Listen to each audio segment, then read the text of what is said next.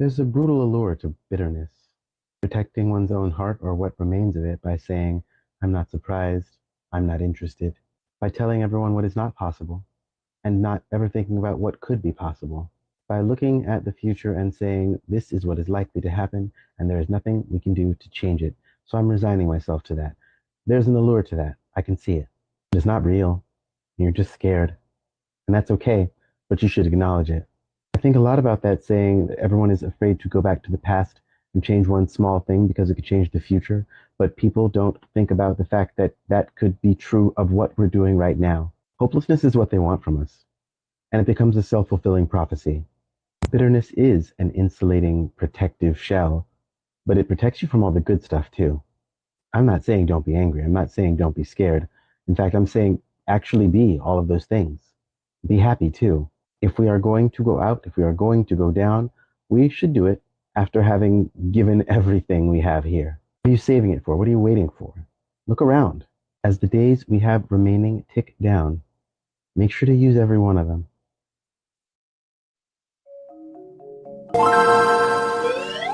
You don't fight fire with fire.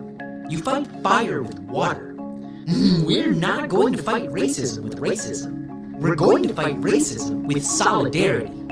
We're not going to fight capitalism with capitalism, but we're going to fight it with socialism. We're not going to fight reactionary pigs and reactionary states' authority with any reactions on our part. We're going to fight their reactions with all of us people getting together and having an international... We're not going to fight reactionary pigs and reactionary state authority with any other reactions on our part. We're going to fight their reactions with all of us people getting together and having an international proletariat revolution. Viva la revolution, baby! Wow!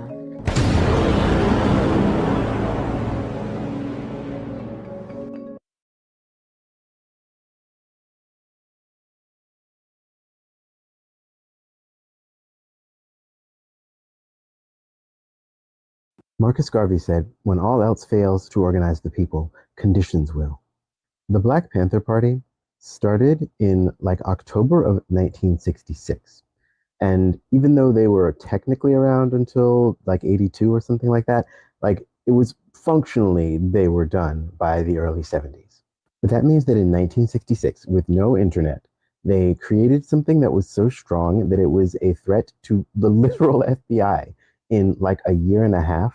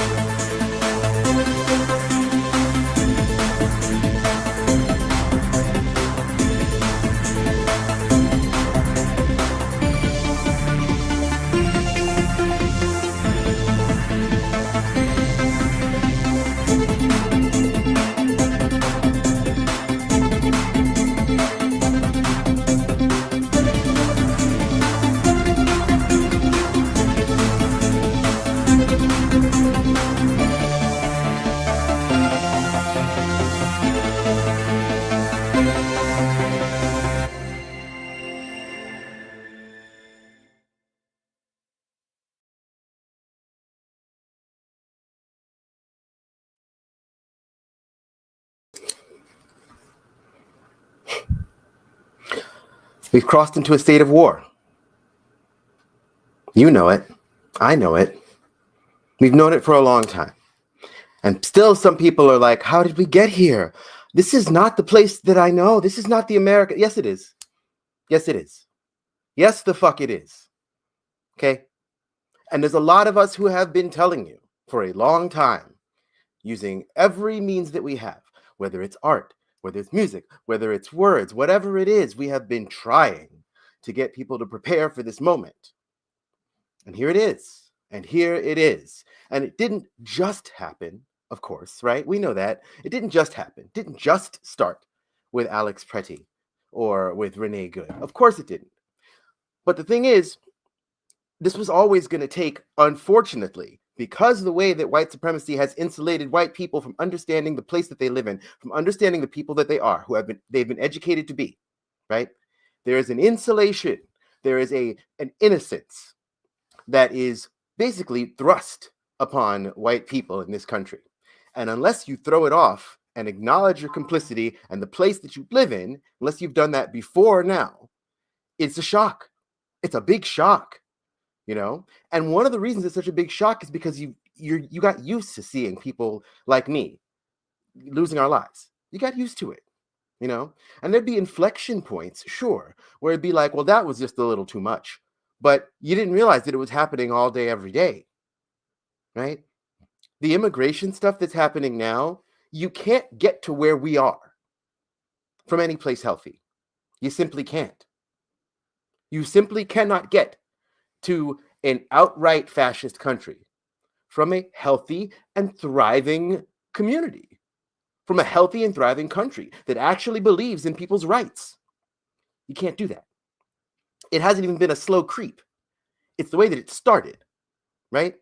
But you have been kept pacified. You've been kept pacified by family.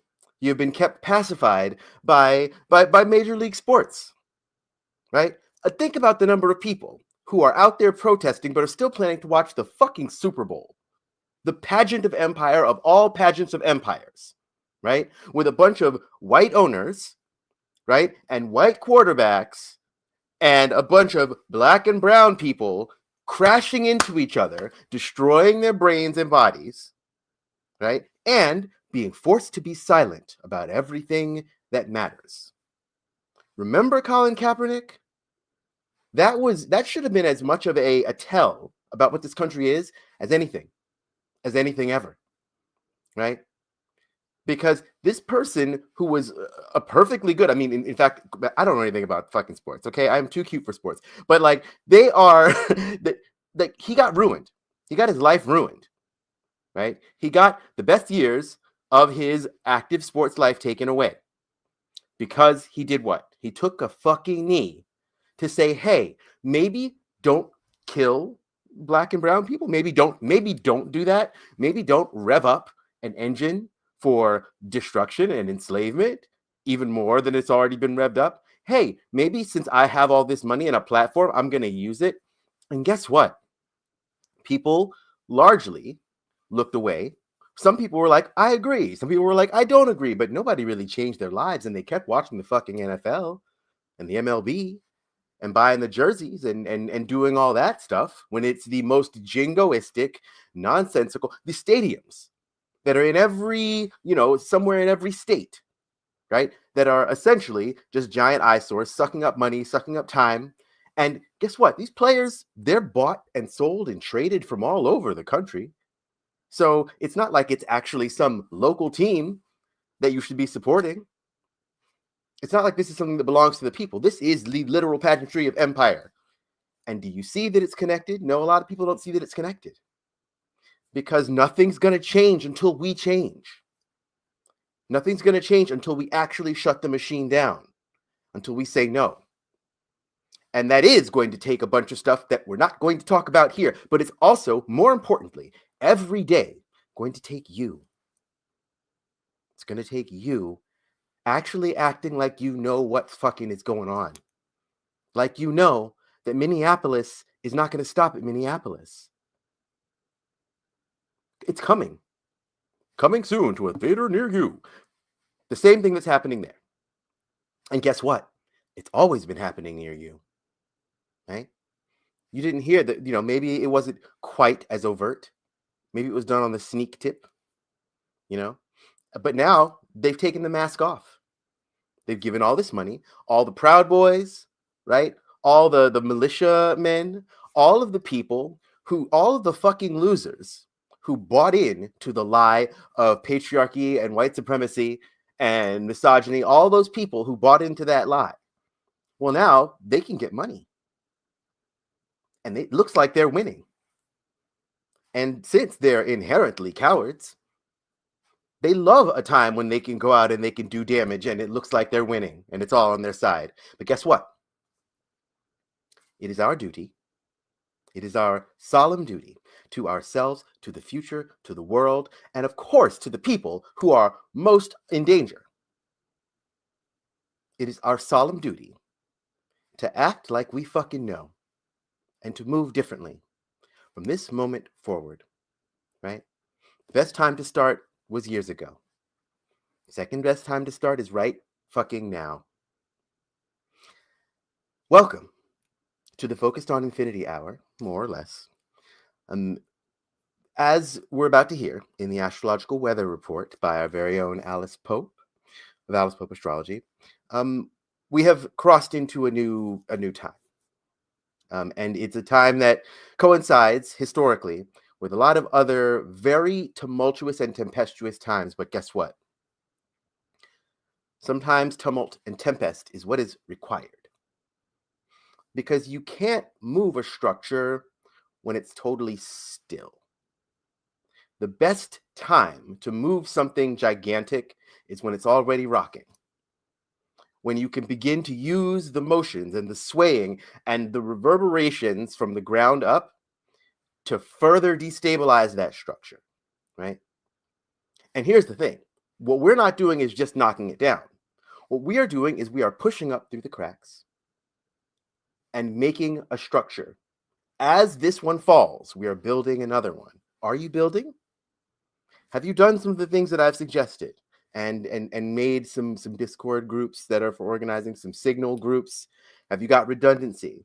Have you been actually, meeting some of the local people that are actually, aligned with you, right? And yes, meeting your neighbors too, but it's easy enough to just say, go meet your neighbors, right? That's like a vast oversimplification of what needs to be done. You need to meet people near you who are values aligned and that you can trust, right? Because those are the people that you're going to be able to build with. And then when your other goofball neighbors actually show up and are like, hey, this is really bad, you can be like, yeah, just come on, we know what to do. That's our job right now, right? This is a time when you're going to find out who you really are, who you really can be. You're going to embody the force that is needed for this moment, or you're not. You're going to step up to this moment, or you will not. And that's going to tell the whole story in the future, right? It's going to tell the whole tale.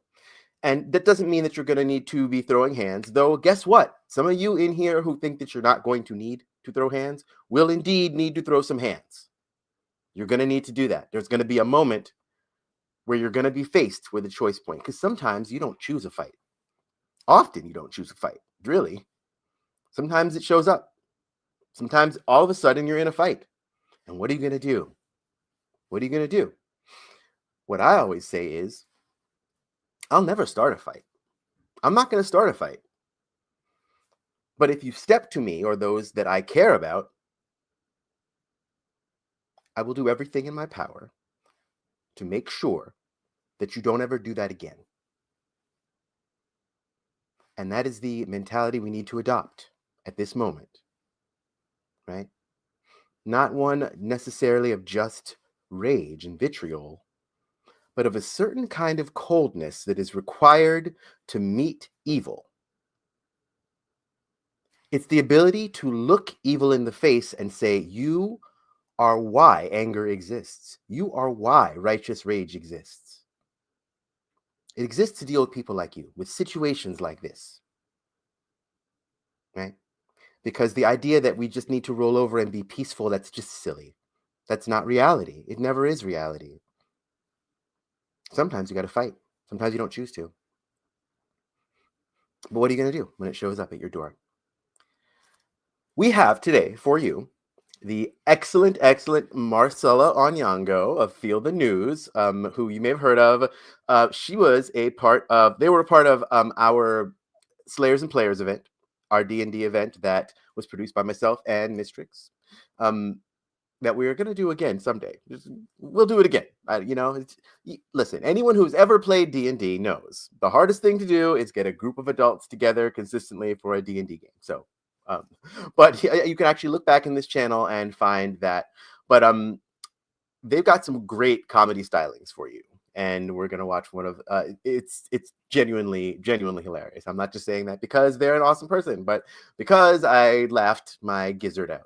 And we've got also, of course, as usual, some great things. We've got Lara Listens. We've got the usual stuff, but it's always going to be something new, something fresh, and we're going to keep bringing it to you. And we're also going to keep getting you fired up to fight, because it's both. We need the love, we need the art, and we need the fist sometimes. And right now, it's time to knuckle up. But for now, let's go to the astrological weather report with our very own Alice Pope of Alice Pope Astrology. MYSTRYXX, set us off.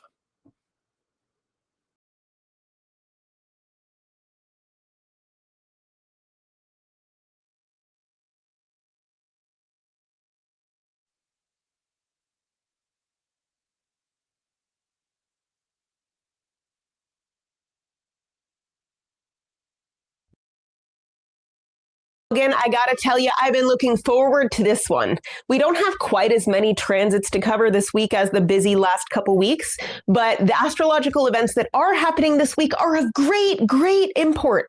We're ending the week with a luminous full moon in Leo. We have an intense Mars-Pluto conjunction happening tomorrow, but today is an especially big day in the skies because our main event is Neptune moving into the zodiac sign of Aries. Folks, this is a massive fucking deal because Neptune is one of those slow-moving, era-defining planets. It's been in Pisces since 2011, and now that it's in Aries, it'll be there until 2039. So this morning, we really shifted through a big portal into a new chapter of this collective story.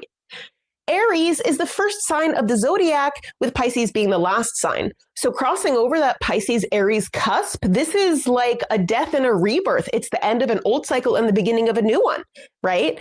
And it takes Neptune 165 fucking years to make a complete trip around the zodiac. So like, congratulations, Neptune, you did it. Happy birthday, woohoo! Now, let's unpack this massive transit a bit here. What is Neptune? It's the planet of dreams, of visions, of divine inspiration and creativity, of empathy and compassion, of spiritual connection. Neptune also has to do with escapism and addiction, fog and illusion and delusion. Neptune is vast and boundless like the ocean. It's the window that connects us to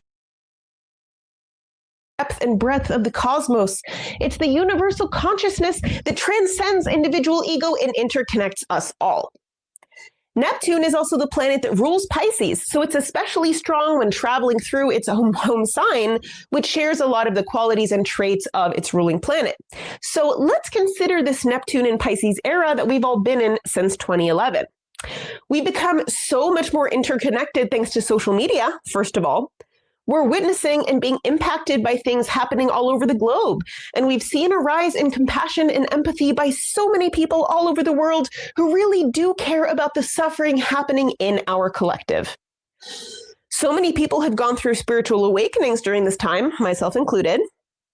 And the so-called paranormal metaphysical phenomena, which have existed for thousands of years and are well documented all over the world, but have been rejected by the very narrow materialist worldview of rational Western science employed by patriarchy, white supremacy, capitalism, and imperialism. But these things are finally starting to enter the cultural mainstream and become more widely accepted and even embraced. But during this time, we've also seen a rise in misinformation, disinformation, illusion, and delusion. We're increasingly living in an escapist, addicted culture, whether that's social media, gambling, the opiate epidemic, or people sticking their heads in the sand about climate change, about COVID, about the rise of fascism across the globe. And of course, this avoidance and escapism is exactly what late-stage capitalism needs to continue its horrible operations unchecked, right? But as all of these terrible things are happening, also informed by the movements of other planets, we've been harnessing this Neptunian energy to dream and envision a new, better world. Pisces, the mutable water sign, has been spiritually and emotionally preparing us for a really big change. And my friends, this morning we crossed that threshold from vision into action, because that's what the sign of Aries is all about. This is the cardinal fire sign, the sign of boldness and courage, the sign of the warrior. So those feelings of scattered, foggy energy, that sort of malaise of Pisces, and the fatigue of Neptune gasping for breath at the end of its 165-year journey, that is now being converted into the fiery, adventurous, brave energy of Aries. So the time has come to dream boldly, to draw energy and courage from our spiritual relationships with ourselves, with each other, with the cosmos, to bravely create this world that we've been dreaming about, to compassionately fight for the right of all beings to survive and thrive on this planet that we share. I've learned that the warrior archetype really has its place, and as we continue to see our ruling powers murder people with impunity every day, the question becomes, when are we going to fight back? When will we rise up and say, we're not taking this shit anymore? Because that is the exact energy of moving from Pisces to Aries. We're going to need to take risks. We're going to need to be brave. We're going to need to call upon all our internal and external resources that we've been building. We're going to need to wake up from our comfortable illusions and delusions and smell the fucking coffee right fucking now. And of course, this transit is happening for everyone on Earth, including those who are fighting on the side of fascism. So there are certainly horrifying potentials with the planet of religion and spirituality moving into the sign of war and conflict. Neptune was in Aries during the Crusades, for example. And most recently, when Neptune was in Aries, we saw the American Civil War. So combined with the violent historical patterns of Pluto in Aquarius and Uranus in Gemini, where it'll be starting this spring, well, when people like Logan tell you to brace yourself for what's coming, I suggest that you fucking listen. So this is a huge topic with Neptune moving into Aries, but let's move on from that enormous event to the rest of this week's forecast.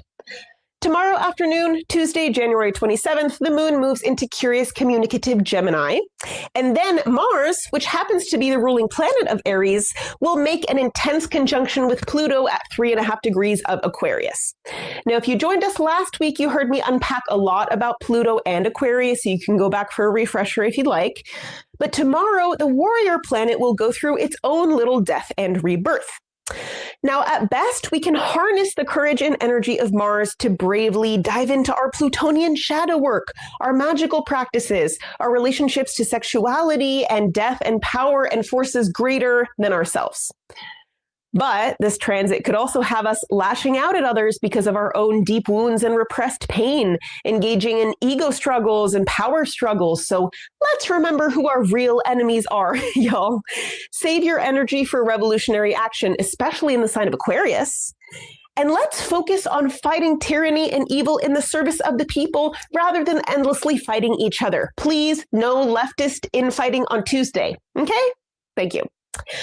All right, well, Wednesday the 28th has no transits to report. And then the morning of Thursday, January 29th has a rather more pleasant conjunction happening in Aquarius between Mercury and Venus at just shy of 15 degrees. Now, these are both very relational planets.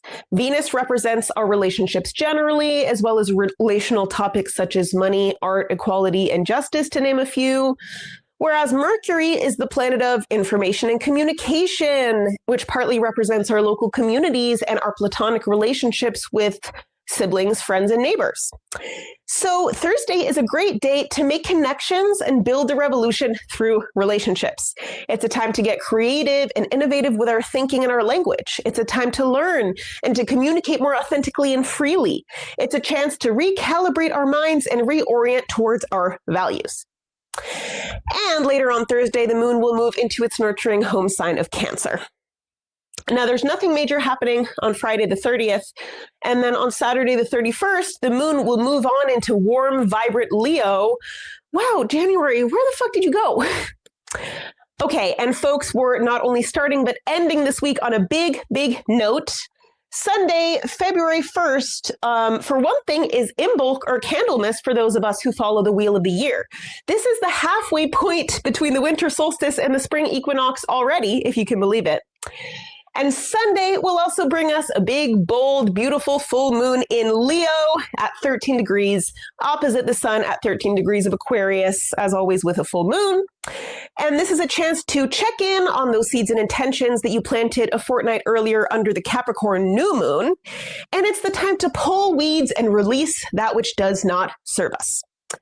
A full moon in Leo is about releasing anything that restricts our creative self-expression. Anything that blocks our access to spontaneous joy, fun, pleasure, and play.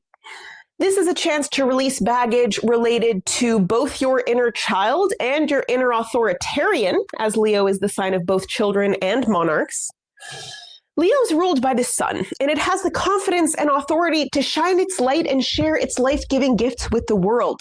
So under this Leo full moon, I want you to release your inhibitions, your self-consciousness, your sense of cringe, your fear of vulnerability that keeps you small and disempowered. I want you to dare to shine your light into the world.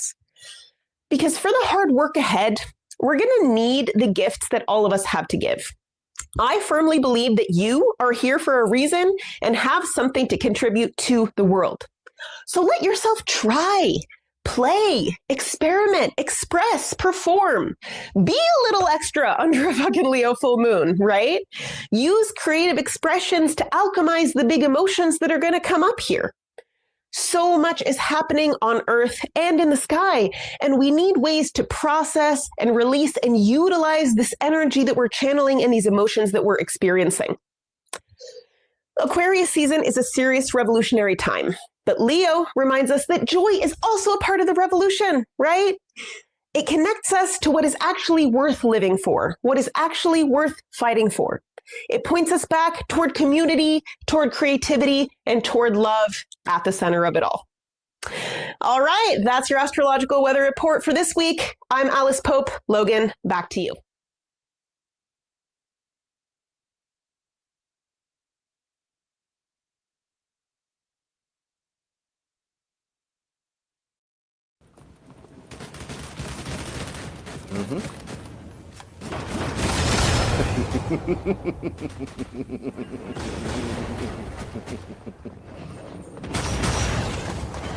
Oh, that's right.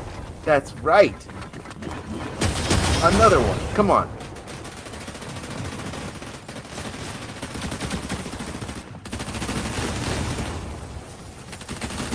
Oof.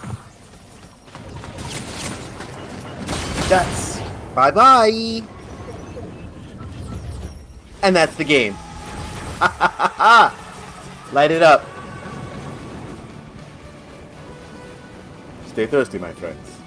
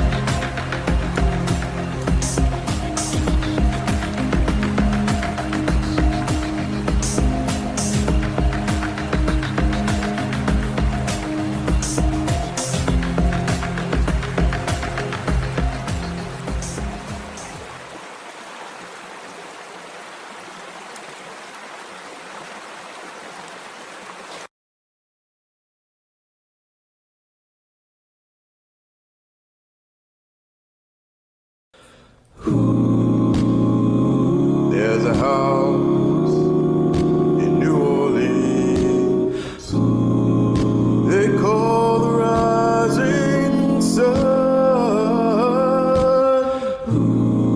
and it's been the ruin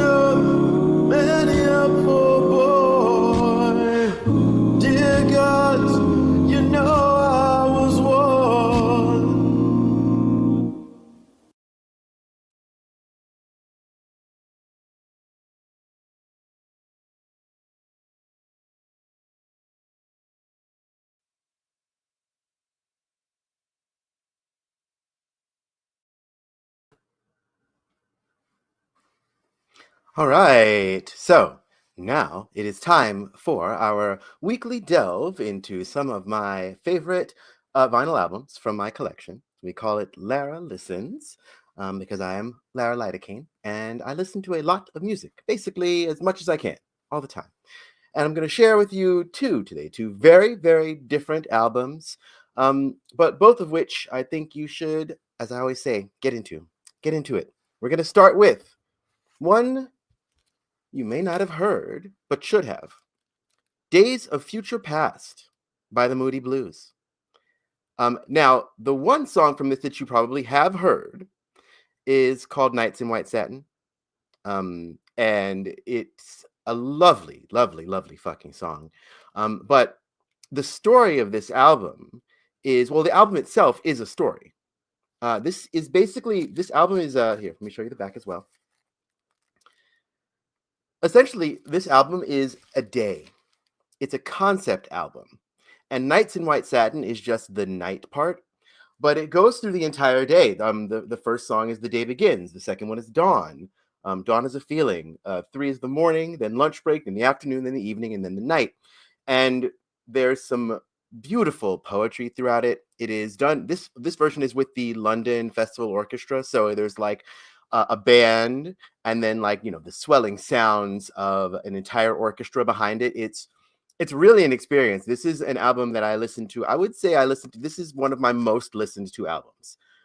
It's very ambient. It's very lovely. And then when you get to Nights in White, by the time you get to Nights in White Satin, it colors the feeling of every single part of the day in a way that's like, it's just pitch perfect. Every part of the day, there's like the twinkling of morning and then the sort of quiet solemnity and then like a sort of weight of night, but that like comes with it with passion.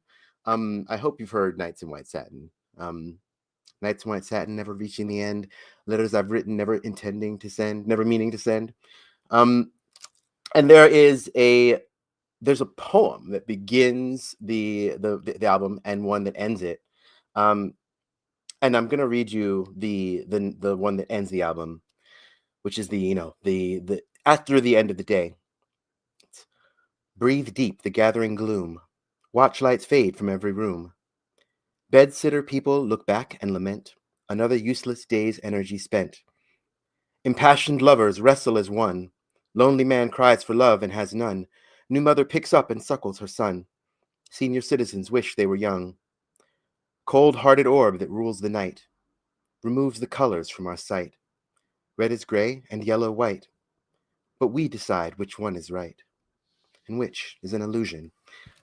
Absolutely beautiful album. Get into it, babes. Days of Future Past by the Moody Blues with the London Festival Orchestra.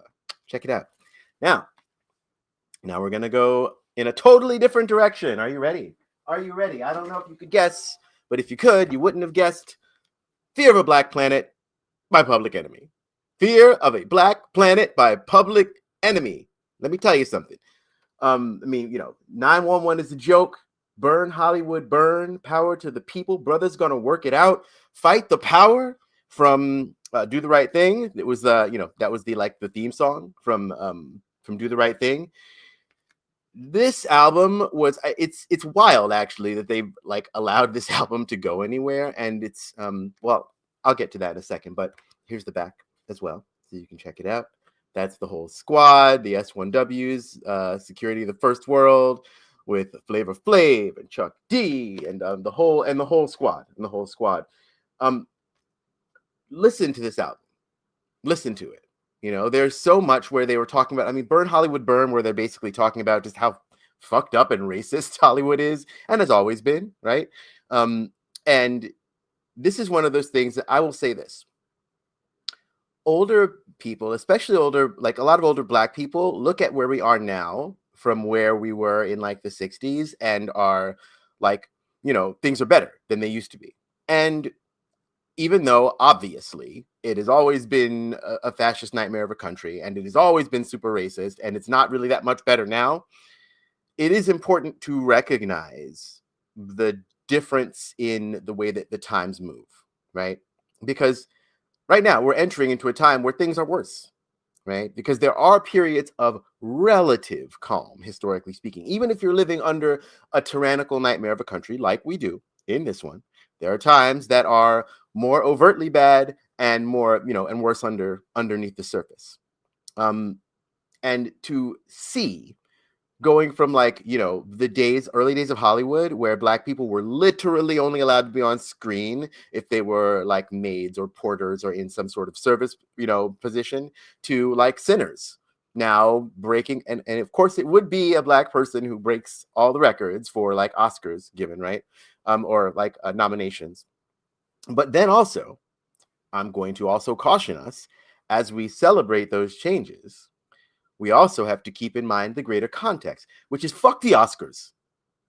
Fuck the Oscars. Burn Hollywood, burn, right? We should not be aspiring to win in a world that was intended to destroy us, right? The other thing I have to say about this album is it, to me, is rather sad, and it's a good example of how sometimes you can live to watch your heroes in some way sell out to the machine. And I feel that, both Flavor Flav and Chuck D in different ways. Look up Chuck D. It's a little sad, actually. I have a lot of feelings about it. But the way that, people who, and there's the nuance, right? They still are responsible for this album, for the other albums. Can't Trust It is one of my favorite Public Enemy songs. It's not from this album, it's from a different one. But there's just so much good work that they've done. And also, sometimes the system beats you down or finds a way to buy you out, finds a way to co-opt you, and that's also a truth. And that's something that we have to fight against always in ourselves. I'm going to, this is unusual for this particular segment. I'll give you a quick story.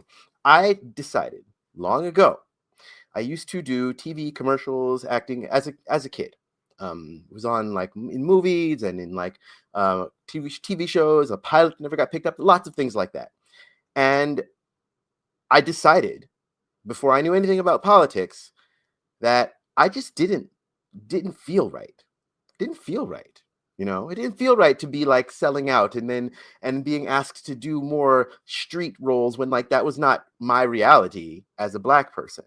And so I made the decision to say no. And I keep doing that, and I will continue to do that. But not everybody has that wherewithal. But you should, right? You should, because our job is to fight, and we can be inspired even by people who we don't fuck with anymore. Because they did make this album. They did get out there and shake shit up. And they got the I believe they were part of the reason that, the parental advisory started getting put on stuff. Because that wasn't always on records, but it became a thing, mostly not because of the swearing, because of the swearing, but because of the political messaging. Because they didn't want white kids in this country hearing political messaging and actually starting to identify with Black people, to learn directly from Black people in a way that wasn't consumptive. So anyway, whoever they are now, whatever they have done since, Public Enemy's Fear of a Black Planet is a fantastic and indispensable album. Welcome to the Terror Dome. Get into it, babes. Get into it. And that is this week's edition of Lara Listens. And now we're going to have something I'm very, very excited to share with you. It is the comedic stylings of Marcella Onyango, aka Feel the News, a political comedian. And well, you know what? I'm going to let them tell their story for themselves through their work. MYSTRYXX, let's do it.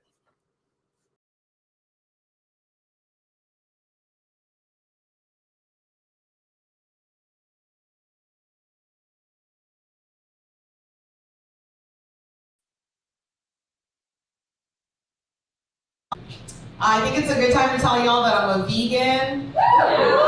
Thank you. I'm a vegan because being a Black person isn't hard enough. Any vegans in the house? Wow. That's it? Wow. Monsters.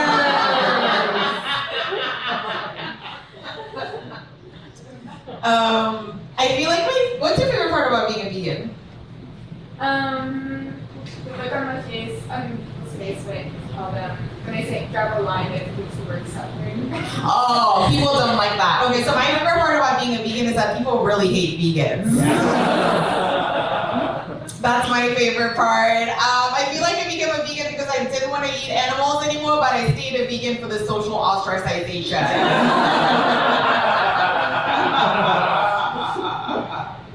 I'm also an immigrant. Thank you. Everybody who didn't cheer, racist.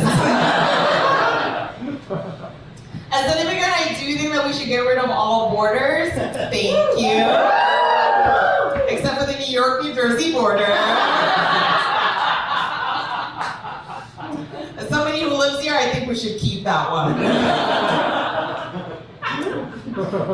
That way we have somewhere to banish Eric Adams too. I hate that man so much. I hate him so much. What I want for Eric Adams is that he is banished to the parts of New Jersey where the only place he can go out at night to is an Applebee's. And it closes at 9 p.m. Like that's what I want for him. Whenever I say I think we should get rid of borders, I think sometimes some white people get uncomfortable. Not y'all, obviously you're great. You got cute earrings. When I say like we should get rid of borders, white people sometimes they get really uncomfortable and they're like, oh my god, we can't get rid of borders, we have to protect our country. I'm sorry, white people, this is not your country, alright? Just because you stole something doesn't make it yours, alright? Unless you stole it from Whole Foods.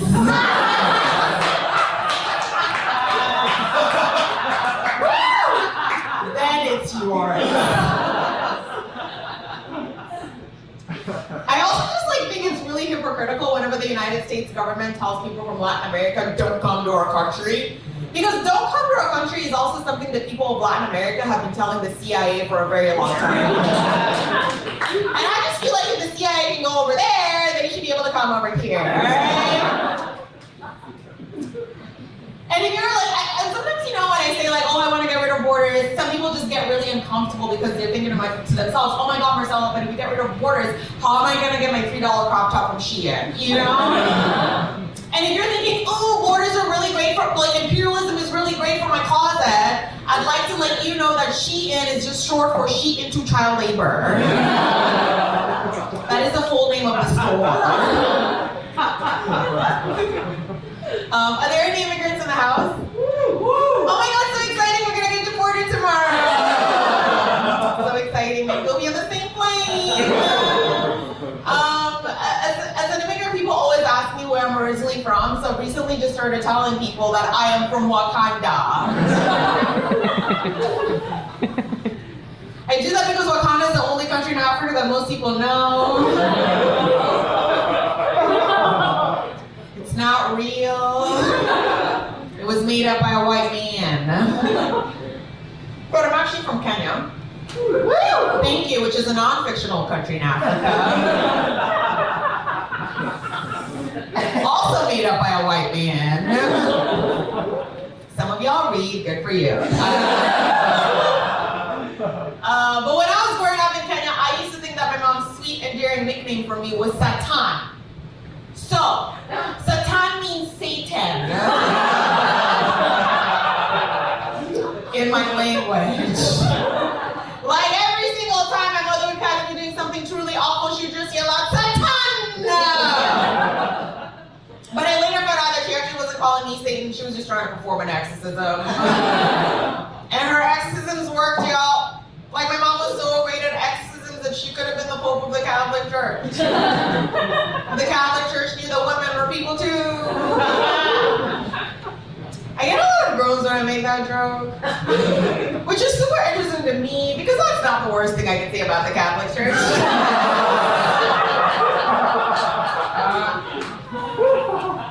I do think that it was really sweet that my mother chose to believe that I was possessed by Satan, instead of just admitting that her little human was a little shit. Because I was just a little shit. Like this one time my neighbor's daughter Karen caught me destroying my neighbor's vegetable garden for absolutely no reason. Right? Terrible crime, I know. But also very fitting that this girl's name was Karen. Because Karen was a snitch who told on me. So I just want y'all to know that there's a a black woman out there named Karen appropriating white culture. And what is white culture? Let's say it together. Snitching. I don't have a gender. Thank you. I don't have a gender because being a black immigrant vegan isn't hard enough. It took me a while to accept the fact that I don't have a gender, but I'm really happy that I did. Because I was looking for my gender everywhere, y'all. I went looking for my gender at REI. It wasn't there. I just found out that rich white people spend a lot of money to sleep outside. Are you an REI person? Is this why? Are you camping outside? Yeah? Is your tent more expensive than your rent? I'm not doing well, y'all. Let's be honest. It's crazy out here. Is it not? It's fun. On Black History Month, nonetheless, Elon Musk is president. What the fuck is happening? And people are freaking out. Everybody's like, oh my God, it's fascism, fascism, it's fascism. I hate to break it to y'all, but much like HPV, fascism has been here the whole time. This is a political break. We're going into it. If you want more, come to my show. We're going to do a 2-minute sampler. All right. Let's get into it. Yeah, no. I feel like Donald Trump is just pulling out this veneer that America has never been anything but white people's FUBU, right? You agree? FUBU, for those people who don't know, means for us, by us. And it was a black brand. So America is FUBU, right? But for white people. That's why it's not stylish and makes bad decisions. My point is that, do you all really think a bunch of white enslavers created a country that has freedom? Did y'all think that Thomas Jefferson, the Elon Musk of the 1700s,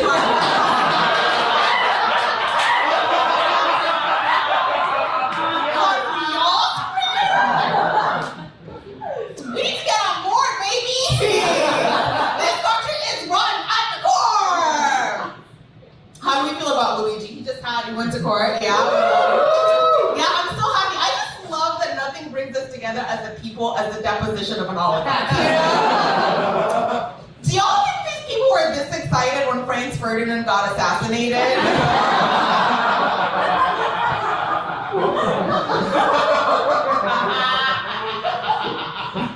Franz Ferdinand, the Archduke, not the man.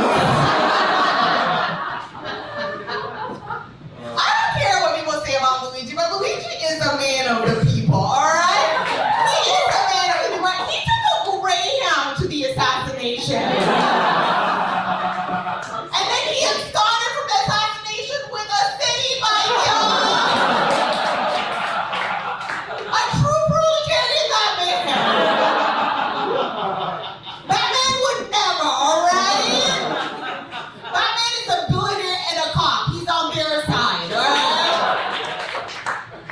Yeah. I moved from Kenya to Texas when I was 12. I did. It was rough. It was so rough. Adjusting to life in Texas was really difficult for me because the only thing that the Texans and I had in common is that I also had no knowledge of American history.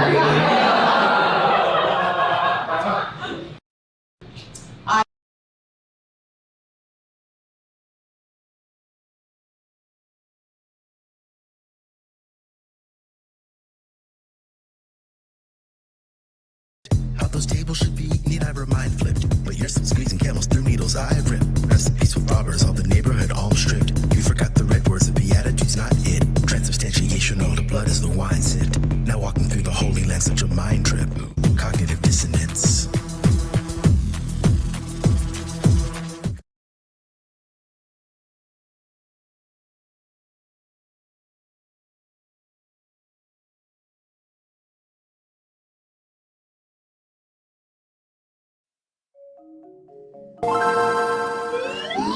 I've been patient, but where I'm concerned, patience has its limits.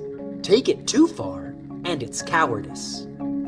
It's very contradictory for a person to talk about the murder in corporate capitalism, to isolate and expose the murderers behind it, to instruct that these madmen are completely without stop, are licentious, totally depraved, and then not make adequate preparations to defend themselves from the madman's attack.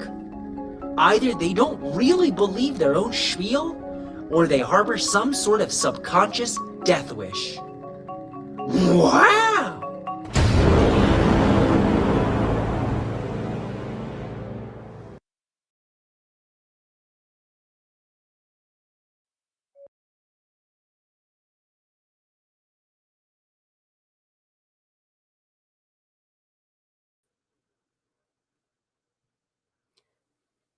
Darlings, this is just the beginning.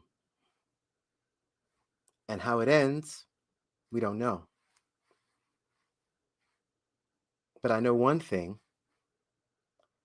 Whether it's because Neptune has crossed into Aries, whether it's because we've just fucking had enough, I know that I intend to fight. And some of us have been fighting already for a long time. And some people are just joining the fight right now. Right? But either way, it's time to fight. And that fight doesn't look the same for everyone. We do not have all the same, privilege points. We do not have all the same identity markers. There are some ways in which you are safer. And those ways in which you are safer is where you need to press. And the points at which you need more help, you need to get that help. You need to find the support you need. I use fighting this system, I use a metaphor for fighting this system from D&D. Say you're fighting a 5-headed Hydra, right? And this particular Hydra, each head has a different weapon. And since we're talking about the system, we'll say one of those heads is misogyny. One of those heads is transphobia. One of those heads is just regular old capitalism, right? You have to attack the head that is not able to kill you. You have to attack the head you're immune to. So, if you're a cis-het white man, you need to look at that misogyny head and get to chopping, right? If you're a cis person, look at that transphobia head. Get to chopping. Attack where they are weak. And you have to do it in every way that you can. There are two ways that we interact with this system, two primary ways, because there's also lots of other stuff. The two main ways that this system runs: labor and consumption, right? Labor and consumption. Those are the two ways that we interact with the system every single day, right? Beyond the vote and all that other stuff, and we'll talk about that another time. But beyond that, labor, consumption. If you can stop or slow down working or change who you work for and how, do that, right? Not everyone can start their own business. Not everyone can do that. Not everyone can, withdraw. Sometimes you just have to work for one of the big bads. Sometimes that's the only thing that's available in your area because they made it that way, right? But if you can, figure out how to gum their shit up, right? Figure out how to destroy, how to subvert, how to be sand in their gears at every turn, right? Consumption, you have so much more control over than you believe you do. And it's so important because what we are trying to do is not only starve them out, because when it comes to consumption, what we're talking about is supply lines, right? Every army moves on supply lines. That's what actually wins wars a lot of the time, right? Not even the technology, it's supply lines. If you can break supply lines, you often can win against someone with superior force. And consumption is part of those supply lines. Hitting companies in the wallet, hitting them in, basically removing the continued money we're feeding them. Any of the companies that is really fucking up, that you can withdraw all of your money from, do it. Do it now. Do it now. Do it yesterday. Right? because that's part of it too. Because there's a lot of people who think that what we're going to do is we're going to get rid of the people at the top and then keep everything the same way that it is. And that's bullshit. We can't do that. It's too late for that. You can't reform a system that is built on so much horrible things. The system was created to be destructive by definition, right? It was created by literally importing people to be a permanent underclass in a way that, regardless of what people want to say about humans enslaving each other since the dawn of human history, which is true, but chattel slavery of Black people was different, right? If somebody ever says that to you, I want you to take them to task, because never before in history was slavery hereditary. That was not how it was. That was just not how it was, right? And that is the foundational, that's what made this country great, right? When they say make America great again, y'all think they're playing, right? When they were saying stuff like the South shall rise again, y'all thought they were joking. They were never joking. They were never joking. They were biding their time, realizing that they really still had control of most of the levers of power. That, like, they still had most of the, but really the biggest thing that changed in the civil rights era, there were a couple of legislations that were great and gave people of color a little more, like, de jure rights. But really the biggest thing that changed was socially. It wasn't okay to just throw the N-word around.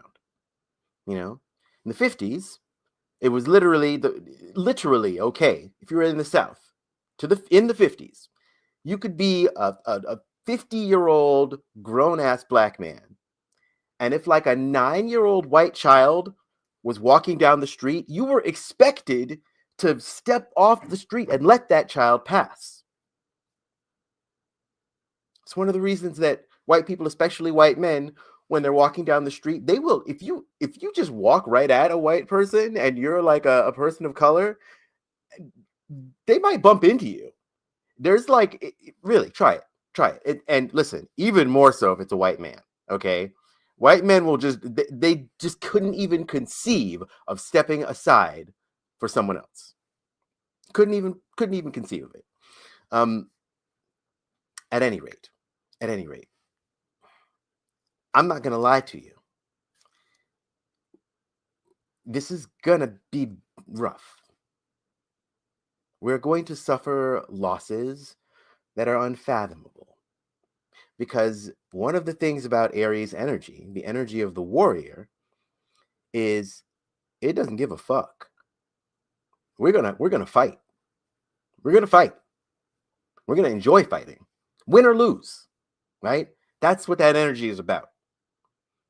And with all of the energies that are coalescing, and with the modern tools that we have, because I want you to think about something. As the state told its lies about Alex Pretty, the people immediately in real time were like, no, that's not what happened. Absolutely not. And they tried to suppress the videos. They couldn't, right? Because we have the internet, because we have social media, right? It's easy enough to shit on social media. It is part of the reason that we have a shot this time.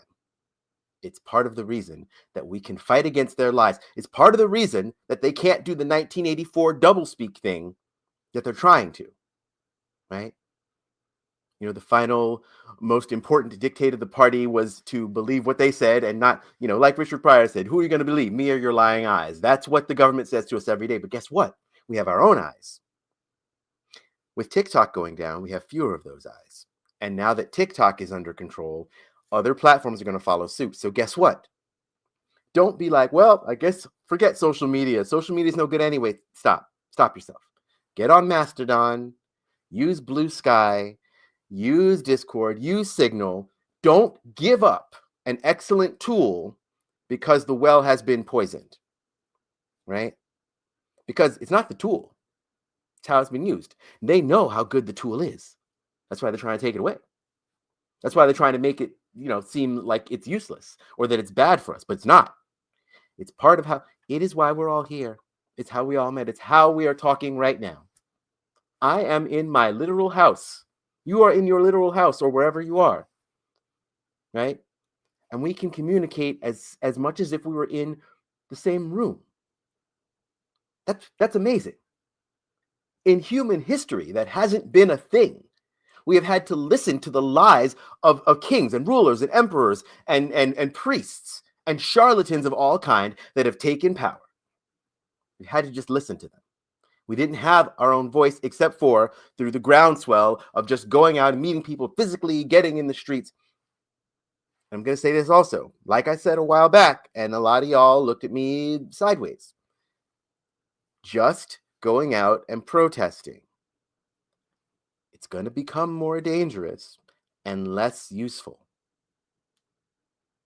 Okay? And I want you to think about why that might be true. Because they saw that we were not scared by what they did to Renee Good or Alex Pretty. Right? And after years of watching your George Floyds and your Sandra Bland's, like y'all been like ignoring what they do to Black and brown people. So they know that Americans have quite an appetite for watching death. So don't think of just on the street protesting as the primary way we're going to get out of this, because that's not going to be it. Most of the things that we need to do are going to be, if it's a protest, if it's a direct action, and there's a big difference, right? A protest is saying, I'm mad. I want y'all to hear me. Gosh darn it, I'm pissed off. I'm not going to take it anymore, but I'm going to then go home and take it after I'm done yelling here, because I want to yell right now and I want to feel better. I'm yelling at who? I'm yelling at the line of cops in front of me, as if that's going to do something. Nobody cares. They're not listening.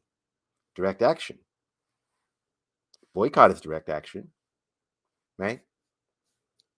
Changing your consumption, that's a direct action. And I'm going to leave you with this last part.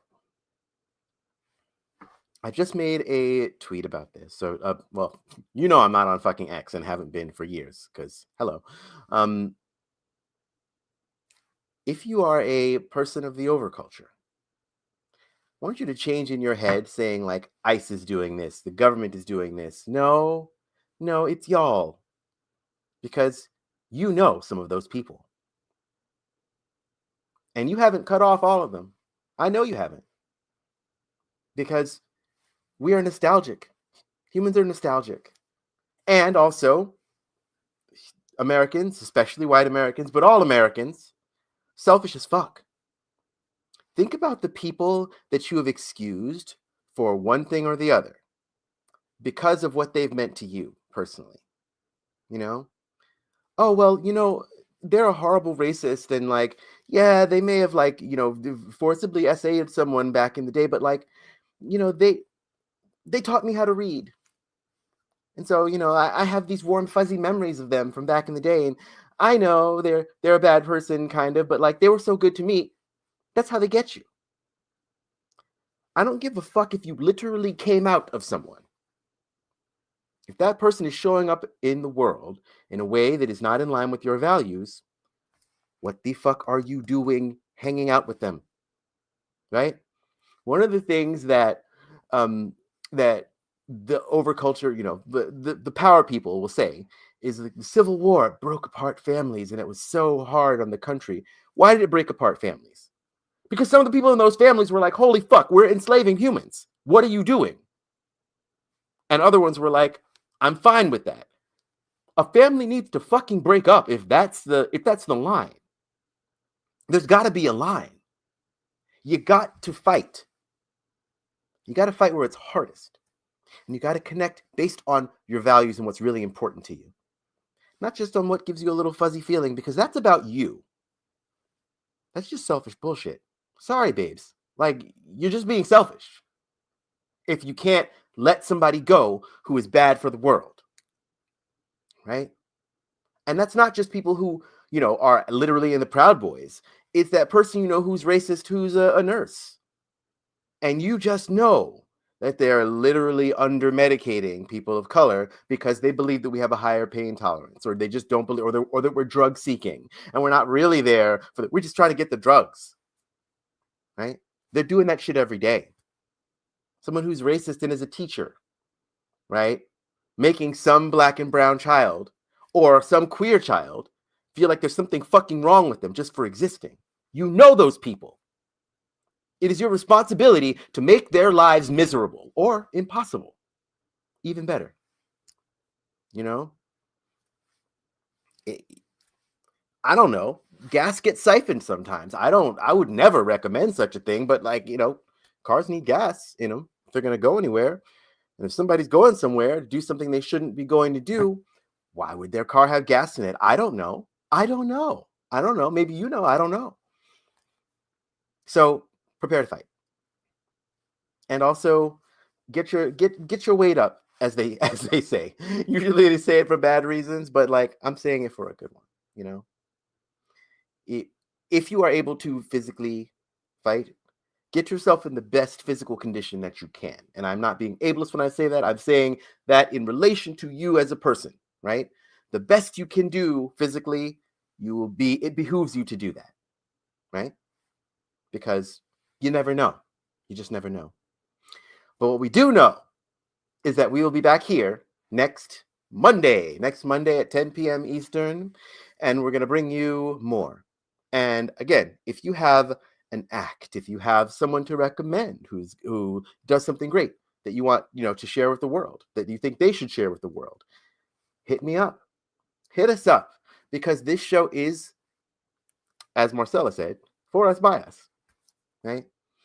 Because entertainment, because joy, because information is always going to belong to the people. If YouTube becomes a place where we can't do this, I'll find another way. Because that's what I do, right? And what we need to do, all of us need to do, is make a way out of no way. Because that's what we have to do. We have no choice. We have no choice. Because I'm not trying to go down without a fight, and I know you're not either. And the other thing is that, you know what? We can win. We can win. We can have a better world than this one, because this one's pretty shitty. Do you really like, you know, having sections of your life like sold to you in portions? You know, $15 an hour, $15 for an hour of your life. Do you hear how that sounds? You are priceless. Your time is immeasurably important. Don't give it away cheaply, right? We've been giving it away too cheaply. It's time for that to stop. I want to thank, of course, first and foremost, my excellent co-conspirator, MYSTRYXX. I want to thank Marcella Anyongo of Feel the News. Find them online everywhere at Feel the News, and support them and support their comedy. They do live shows in New York, I believe, pretty regularly. Check them out. Support them. Share their work. And share my work. You know, help your girl out, because I've got to stay fluid. You know, because we just simply know I might have to delete my TikTok, because do I want to be part of that surveillance? I don't know that I do. I have no idea. And of course, I want to thank Alice Pope of Alice Pope Astrology, and you know, for reminding us that this is a huge shift. This is a huge time. We can all feel it. Astrology is a good tool. You should get into it. You know, it doesn't tell you what you're going to do, but it tells you the weather. And that's why we call it the Astrological Weather Report, because, you know, that's what it's giving. Okay. Thank you all. Big thanks to you, everyone who commented, everyone who's been here, whether this is your first time, your second time, or you've been here for every single one. Thank you. Genuinely thank you from, you know, the bottom of what passes for a heart inside my my little vampire chest. We're going to see you next week. Stay fighting out there. Okay. And you know what? Be sad, right? When the going gets tough, the tough get going. Sometimes they lay down and cry for a while, because that's what you got to do. But then you get up, and if they hit you, hit them harder. MYSTRYXX, take us out.